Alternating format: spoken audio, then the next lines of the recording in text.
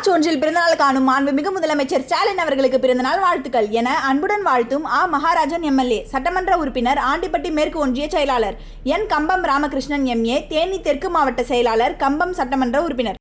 Champions கோப்பை cricket தொடரில் இந்திய அணியுடன் பலப்பரீட்சை நடத்தும் நியூசிலாந்து அணியை பற்றி சற்று விரிவாக அலசலாம்.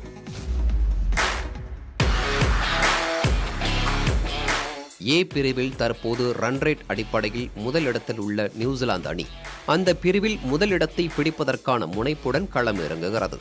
தொடக்க ஆட்டக்காரராக வில் யங், டேவன் கான்வாய் ஆகியோர் தொடக்க பலமாக இருக்கின்றனர்.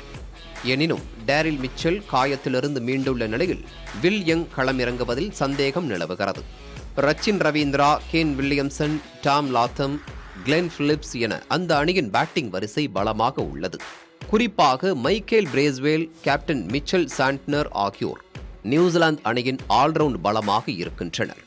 Kyle Jamieson, Matt Henry, Will O'Rourke என 3 தரம் வாய்ந்த வேகப்பந்து வீச்சாளர்களும் நியூசிலாந்து அணியில் உள்ளனர். ஒப்பீட்டளவில் அணிக்கலவையில் இந்திய அணியை விட பலம் வாய்ந்ததாகவே நியூசிலாந்து அணி தெரிகிறது. மார்ச் 1 பிறந்தநாள் காணும் மாண்புமிகு முதலமைச்சர் ஸ்டாலின் அவர்களுக்கு பிறந்தநாள் வாழ்த்துக்கள் என அன்புடன் வாழ்த்தும் மகாராஜன் எம்எல்ஏ, சட்டமன்ற உறுப்பினர், ஆண்டிப்பட்டி மேற்கு ஒன்றிய செயலாளர், என் கம்பம் ராமகிருஷ்ணன் எம்ஏ, தேனி தெற்கு மாவட்ட செயலாளர், கம்பம் சட்டமன்ற உறுப்பினர்.